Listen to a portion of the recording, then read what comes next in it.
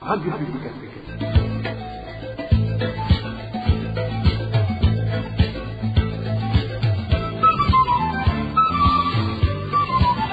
Radio Publique Africaine.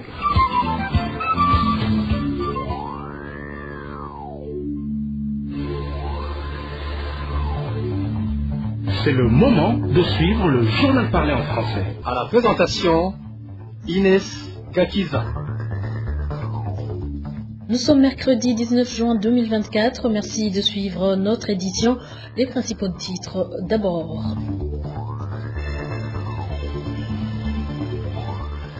Le président Ndayishimiye et son gouvernement doivent passer à l'action s'ils comptent concrétiser sa vision d'un Burundi, pays développé en 2060. Parmi les actions requises, selon le LUCOM, l'octroi des postes par compétence. La SOSUMO débute finalement la campagne de production du sucre. Les activités ont commencé hier. Dans ce journal, vous allez suivre les inquiétudes du personnel. Et enfin, certains enseignants recrutés au début de l'année scolaire en cours n'ont pas encore perçu de salaire et réclament les salaires des 9 mois qu'ils viennent de passer en fonction. Voilà pour le sommaire.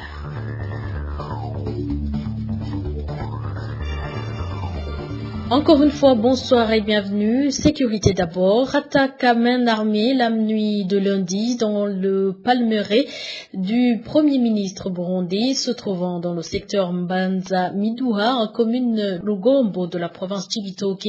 Des hommes armés ont blessé à la balle une des sentinelles de ce palmeraie. La victime étant démobilisée et serait aussi armée. Le secteur de Mbanza-Miduha était habité et exploité par la population qui y a été finalement chassé. Des dignitaires se sont par après partagé ces terres. Le Premier ministre Ndirakobucha posséderait près de 10 hectares. Et je viens de vous le dire, la vision du président de la République, le Burundi, pays émergent en 2040 et pays développé en 2060, restera un slogan inutile si des actions concrètes ne sont pas amorcées, a indiqué le président de l'UCOM dans un communiqué de presse sorti ce mardi sur le bilan socio-économique du président Evariste Ndayishimiye durant ses 4 ans au pouvoir. Pour atteindre cette vision, Gabriel Rufyiri, président de l'UCOM, estime qu'il faut d'abord une mise à jour de la stratégie de bonne gouvernance et de la lutte contre la pauvreté. Le Burundi ne possède pas de la stratégie nationale de bonne gouvernance et de lutte contre la corruption. C'est la raison pour laquelle l'UCOM insiste sur la mise à jour de la stratégie qui a été cachée à la présidence.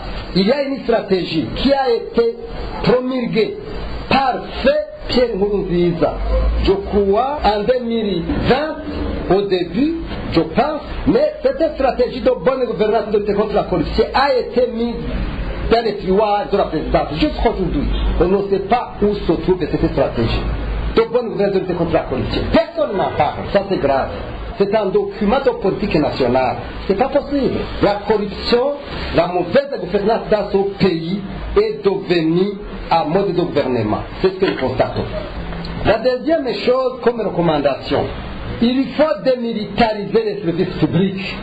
Aujourd'hui, les services publics sont militarisés. On doit démilitariser officiellement les services publics. Les militaires et les policiers doivent faire le travail. Les travails sont connus.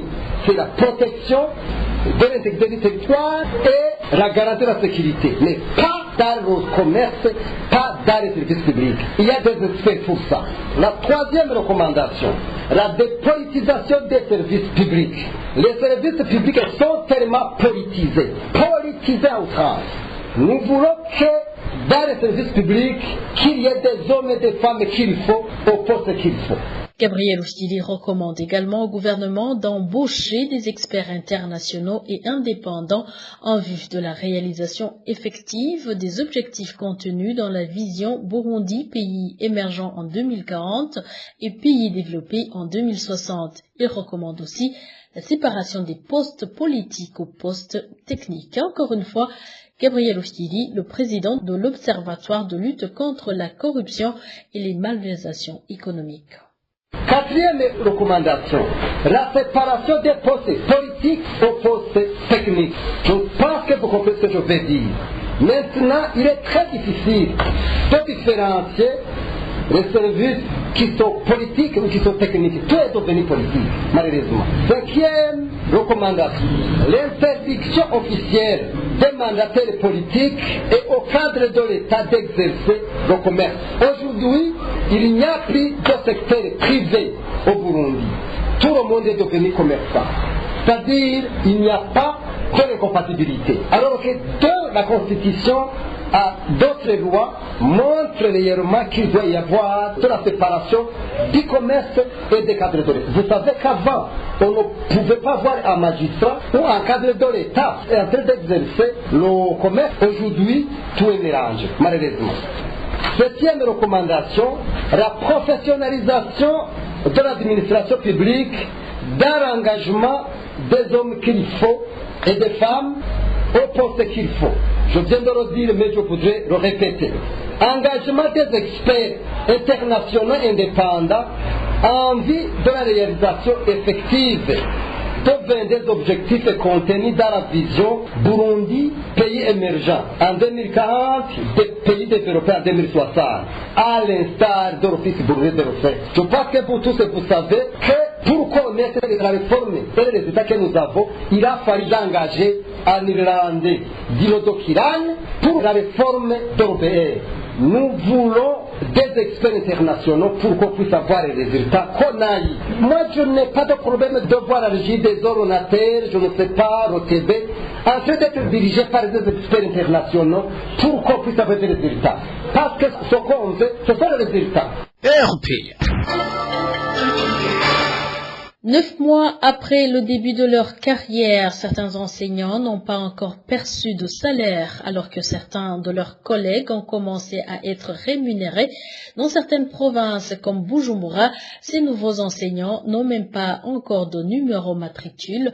Ils demandent au ministère de la fonction publique de leur accorder leurs droits. Le point avec Elvis Niomongere. Nous n'avons encore ni nos salaires ni nos numéros matricules. Nous ne savons pas si nous les aurons.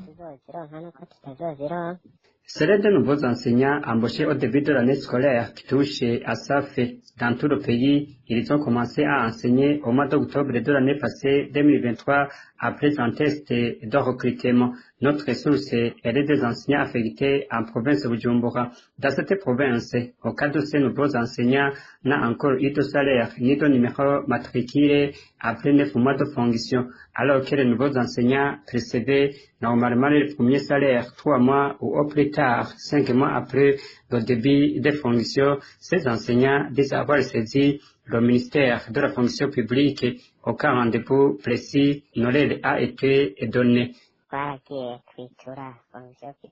Nous sommes allés au ministère de la fonction publique au mois d'avril. Ils nous ont répondu que nos dossiers étaient en cours de traitement. Nous y sommes retournés et ils ont dit qu'il y a eu un problème technique, qu'ils ne peuvent pas sortir nos numéros matricules. Ils ont alors dit de vérifier à la fin du mois sur nos comptes. Quand nous aurons nos salaires, nous pourrons donc aller récupérer nos numéros matricules. Ces arguments n'ont pas convaincu les enseignants, surtout que, révélateur, dans certaines provinces, ces nouveaux enseignants sont déjà rémunérés. Ils demandent alors au ministère de la fonction publique de les traiter tous au même pied d'égalité et de les régulariser tous. Nous avons contacté le ministre de la fonction publique, Veniste Muyabaga, mais nous n'avons pas pu le joindre. Merci Elvis Niomongere. Certaines écoles secondaires du pays ne respectent pas l'ordonnance du ministère de l'Éducation concernant le travail de délibération fait à la fin de l'année scolaire. Propos du président de la Fédération nationale des syndicats du secteur de l'enseignement et de l'éducation du Burundi, FNASEEB, lors d'une conférence de presse de ce mardi. Antoine Manuma fait toutefois savoir que le ministre de l'Éducation est au courant de cette situation et qu'il a déjà décidé que la délibération des années terminales des écoles techniques post-fondamentales se passera en présence d'une commission du dit ministère. Suivez Antoine Manuma. La délibération de fin d'année dans les écoles du cycle post-fondamental est régie par une ordonnance ministérielle unique dans le but de distinguer les élèves admis à l'avancement ou non. Cette ordonnance est venue pour limiter des spéculations qui caractérisaient les jurys de délibération antérieure. Jadis, les séances de délibération pouvaient s'engager dans des discussions interminables basées sur des subjectivités. Pourtant, même si l'ordonnance existe, il y a des jurys qui peuvent prendre des décisions qui s'en écartent pour avancer des élèves qui ne le méritent pas. En nous référant à l'arrêt numéro 610/CAB/6236/2024 que le ministre de l'Éducation nationale et de la Recherche scientifique a adressé au directeur provincial de l'éducation à mairie de Bujumbura, il nous semble prouver que la délibération dans certaines écoles privées est douteuse. D'où sa décision d'envoyer des observateurs pour suivre les délibérations qui se dérouleront dans les années terminales des écoles techniques post-fondamentales. Nous voudrions préciser en passant que les délibérations dans les années terminales de l'enseignement post-fondamental en général sont suspendues en attendant la révision de l'ordonnance en vigueur sur les délibérations. En principe, c'est la délibération qui permet de déterminer les lauréats à l'examen d'État. Ces dernières années, la passation de cette épreuve est toujours programmée dans la première moitié du mois de juillet. La Fédération nationale des syndicats du secteur de l'enseignement et de l'éducation du Burundi, FENASEB, demande que le calendrier de passation soit fixé en tenant compte de ce paramètre afin que les élèves admis à l'examen d'État puissent s'y préparer suffisamment. Et les étudiants de l'Université du Burundi au campus Zegi de la province Gitega craignent d'attraper des maladies suite à la pénurie de l'eau potable. Ces étudiants expliquent que les toilettes et leurs alentours dégagent une odeur nauséabonde. Émile Nivasumba. Ils peuvent passer 2 jours ou plus sans eau potable dans les robinets au campus Zege de l'Université du Burundi, situé dans la province Gitega, même si parfois l'eau conservée dans 3 citernes est utilisée pendant quelques jours. Les étudiants sont préoccupés par le fait qu'il n'y a aucune connexion entre ces réservoirs et les différents robinets. Les toilettes et les environs dégagent de mauvaises odeurs, selon cet étudiant. Dans les toilettes situées tout près des classes, il y a de mauvaises odeurs. La situation n'est pas du tout la même pour les toilettes situées tout près des dortoirs, parce que là, l'on peut utiliser de l'eau conservée pour nettoyer. Mais là aussi, ces toilettes dégagent une mauvaise odeur, parce que ce n'est pas tout le monde qui est en possession d'un seau ou de l'eau. Le vice-doyen de la faculté d'agronomie et de bio-ingénierie indique que ces étudiants mentent. Selon lui, les réservoirs d'eau potable sont connectés au tuyautage. Même en cas d'absence d'eau potable, il y a des employés du campus qui sont chargés de nettoyer les toilettes, selon Vena, qui explique que l'information selon laquelle ces toilettes dégagent de mauvaises odeurs est fausse. Mais d'autres étudiants contactés confirment le manque de connexion entre les citernes d'eau et le tuyautage. Ils demandent que cette problématique soit résolue pour qu'ils n'attrapent pas des maladies. Les odeurs nauséabondes sont senties dans certaines salles de classe. Nous craignons des maladies. Comme la distribution de l'eau potable n'est pas régulière, tant que ces citernes ne sont pas connectées au robinet, nous aurons toujours des difficultés parce que certains d'entre nous n'ont pas de matériel pour puiser de l'eau, surtout les étudiants externes. Le campus Zege de l'Université du Burundi, qui fait face à la pénurie d'eau potable et la mauvaise organisation de sa distribution en cas de disponibilité, compte plus de 500 étudiants. Plus de 200 étudiants résident dans le campus et le reste sont des étudiants externes. Depuis l'après-midi de ce mardi 18 juin, la société sucrière de Mosso Susumo a démarré la 36e campagne de production du sucre. Selon des sources sur place, jusqu'à présent, tout se déroule bien. Aucun problème à signaler dans les installations. Témoignage d'un des travailleurs de la Susumo. Nous connaissons de bon débit car quand nous observons les machines que nous sommes en train d'utiliser et la manière dont elles ont été rodées, il y a un génie. Depuis hier jusqu'à maintenant, nous n'avons pas encore enregistré de panne. Vous auriez entendu les lacunes que nous avons connues. En gros, on avait prévu de lancer le projet le 2 mai, mais On l'a reporté pour le 15, mais pour le reporter encore au début du mois de juin. Nous avons reporté jusqu'au début parce que nous n'avions pas en notre possession le ciment réfractaire, mais il a fini par être disponible. Il a fini par être nommé et les Indiens sont venus l'appliquer. Il y a de cela environ 2 semaines, ce qui veut dire que ce dernier a pris le temps de bien réfléchir. En ce qui concerne le convoi, le transport, le canne et un souci, nous ne connaissons pas encore la coupure d'alimentation de la canne. Cependant, il y a quelques soucis. Un seul turbo alternateur est fonctionnel pour le moment. L'autre qui devrait travailler en alternance est en panne et des pièces ont été commandées en Europe. Les travailleurs de la Sosumo s'inquiètent donc car s'il advenait que le turbo alternateur qui est en fonction tombe en panne avant l'arrivée des pièces commandées, les activités s'arrêteront. Je vous propose encore une fois d'écouter un des travailleurs de la Sosumo. Nous avons quelques soucis par rapport aux machines. Nous n'utilisons qu'un seul turbo alternateur actuellement. L'autre a été envoyé en Allemagne pour être réparé. Le comble est que nous ignorons quand ils vont finir la réparation pour que l'on puisse se servir de celui-ci également. En réalité, le seul turbo alternateur que nous sommes en train d'utiliser fonctionne bien. Le seul souci est que celui-ci n'est qu'à donc le jour où il connaîtra des pannes, alors que l'autre n'est pas encore prêt. Vous comprenez l'ampleur des conséquences. La vente frauduleuse du carburant prolifère aussi bien à Bujumbura, la capitale économique, qu'à l'intérieur du pays. En effet, le prix du litre a presque quadruplé selon nos sources. Ce commerce serait couvert par certaines autorités qui en tirent énormément au profit. Josiane Mozaneza. À Bujumbura, un bidon de 20 litres d'essence coûte 250 000 francs burundais. Dans presque tous les quartiers, l'or noir se vend au vu et au su de tout le monde, surtout dans les quartiers périphériques du nord de cette capitale économique comme Kamenge, Kinama, Mutakura et Chibitoke. Selon notre source, on peut même se faire livrer à domicile, moyennant néanmoins un certain pourboire consistant. Ce commerce frauduleux, certes, mais florissant, profite essentiellement aux jeunes Imbonerakure du parti au pouvoir. Le CNDD-FDD, une jeunesse qui opère en complicité avec l'administration, qui lui fournit les procurations nécessaires pour avoir la permission de se promener avec des bidons d'essence. Même son de cloche au sud du pays, plus précisément en province Makamba. Une des sources de la RPA prestant dans le secteur pétrolier révèle que les hauts cadres et les administratifs, ainsi que les policiers, sont parmi les personnes les plus actives dans ce commerce frauduleux. Ce commerçant dit être même certain que l'interdiction des voitures et motos de se garer le long des stations-service en attendant un probable approvisionnement serait liée à cette fraude.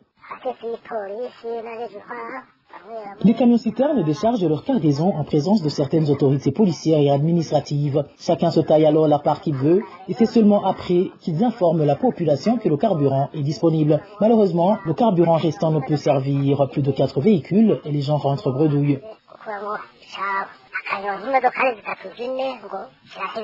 Ce carburant mis de côté est par la suite distribué aux commissionnaires travaillant pour le compte de ces mêmes autorités et au moment où ces dernières se remplissent les poches, le petit peuple, lui, en paie le prix cher.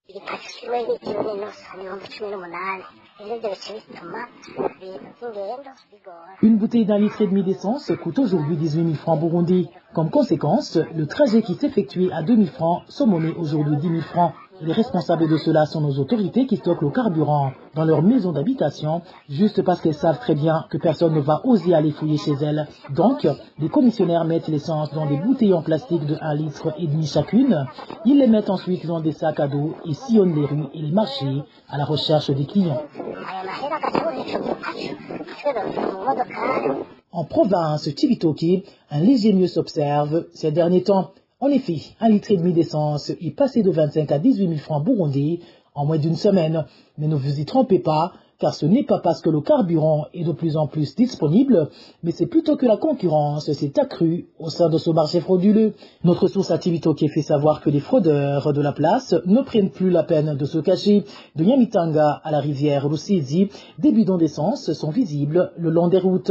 Selon les informations en possession de la RPA, l'approvisionnement se fait en République démocratique du Congo sur une station située à Ruvunge via la mer. La frontière terrestre est enfermée. Et tout ça se fait au vu et au su des autorités administratives et policières qui préfèrent faire comme si de rien n'était, des autorités qui, des fois, selon les dires de la population locale, se livrent aussi à cette fraude. Et merci Josiane Mozaneza. Et certains habitants de la commune Vianda en province Boulouli indiquent qu'ils ont du mal à se déplacer suite à la pénurie du carburant que traverse le pays. À cela s'ajoute le mauvais état de la route. Même les véhicules qui parviennent à avoir du carburant n'accèdent pas facilement au chef-lieu de cette commune Vianda, ce qui leur cause d'énormes dépenses sur les motos.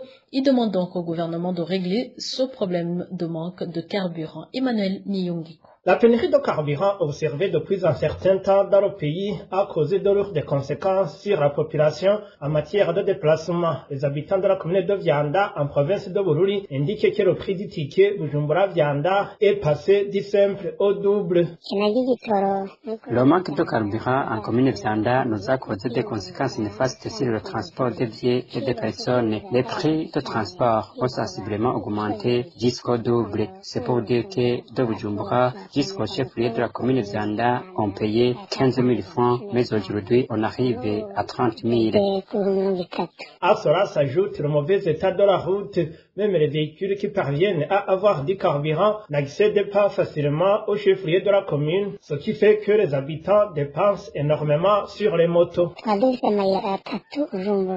Nous avions 3 axes, Bujumbura, Igenda, Mugamba, Bururi, Vianda. Là, le ticket dépasse 30 000 francs. L'autre axe est Bujumbura, Rumonge, Bururi, Vianda. Les véhicules n'y accèdent pas et on est obligé de prendre une moto à plus de 15 000. Ça veut dire qu'on a déjà dépassé les 30 000. Le troisième axe est Bujumbura, Rumonge, Kigwena. On prend une moto pour une somme de plus de 15 000. Si on fait la sommation du ticket Bujumbura, Kigwena, Vianda, ça tombe à plus de 35 000 francs. C'est parce que seules les motos passent sur le tronçon Kigwena, Vianda et le prix du ticket sur moto varie entre 15 et 20 000. La situation se présente ainsi au moment où un bus de l'Otraco qui assurait le transport une fois la semaine et à un prix abordable ne vient plus. Les habitants de Vianda demandent au gouvernement de juguler ce problème de manque de carburant. Auparavant, il y avait un bus de l'Otraco qui montait une fois la semaine le samedi pour descendre le dimanche. La semaine dernière, il n'est pas venu à cause du manque de carburant. Il nous était utile car son prix était fixé à 17 000. Nous demandons au gouvernement de voir comment rendre le carburant disponible car nous sommes dans une extrême pauvreté. Hormis le prix du ticket de déplacement qui a augmenté suite au manque persistant de carburant, même le prix de certaines denrées alimentaires a grimpé, comme en témoignent ces habitants de la commune Vianda. Et enfin, dernier dossier de ce journal, de nombreuses familles de la commune Lugombo en province Cibitoke continuent à subir des conséquences de la fermeture de la frontière du Burundi avec le Congo sur la rivière Lusidi, fermée depuis la période de la Covid-19. Les agriculteurs n'ont plus l'opportunité d'aller cultiver de l'autre côté de la rivière. Les pertes sont très énormes pour ces familles vu que les terres au Burundi deviennent de plus en plus exiguës. Le point avec Dani Claire, il a trouvé.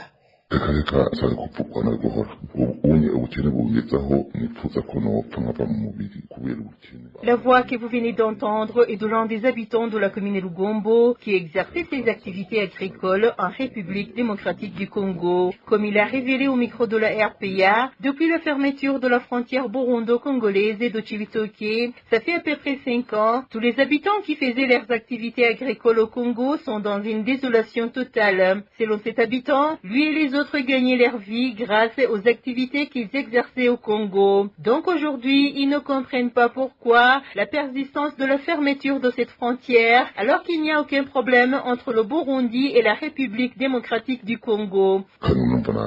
Moi, par exemple, je traversais cette frontière jusqu'à la République démocratique du Congo. Une fois sur place, je cultivais tout ce que je voulais sans aucun problème. Il y a également de vastes terrains pour cultiver. Je gagnais ma vie grâce à mes activités activités agricoles. Quand je récoltais, je vendais une partie de ma récolte pour nourrir ma famille, payer les frais scolaires et satisfaire d'autres besoins. Mais actuellement, nous ne comprenons pas pourquoi le Burundi a fermé cette frontière alors qu'il n'a aucun problème avec la République démocratique du Congo. Pourquoi c'est uniquement le Burundi qui a fermé ses frontières? Nous ne comprenons rien de cette fermeture. C'est honteux et douloureux.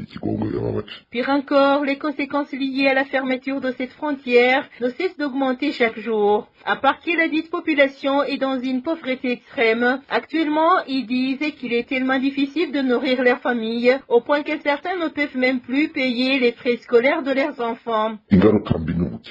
Les conséquences sont la pauvreté. Quand vous êtes dans une extrême pauvreté, même les différentes maladies, ne tardez pas à vous attaquer. Tu ne peux même pas te rendre au marché ni à la messe. Avec la pauvreté, la vie change d'un coup et tu commences à vivre comme quelqu'un qui est dominé par la misère. C'est un sérieux problème et je ne sais pas même comment je peux l'expliquer. Moi, j'ai cultivé le maïs et les arachides que je récoltais en abondance. J'ai cultivé aussi le manioc et le riz. C'est tout cela qui faisait vivre ma famille et moi. Je m'habillais aussi grâce à mes champs du Congo, mais actuellement, même mes enfants ont abandonné l'école car je suis incapable de leur payer les frais scolaires. Ils risquent d'être atteints par le kwashiorkor à cause de la malnutrition. Ils n'ont même pas d'habits. La vie est devenue impossible. Les informations en provenance de la commune Lugombo font savoir que cette frontière burundo-congolaise et de Chibitoke a été fermée depuis l'apparition de l'épidémie de la Covid-19.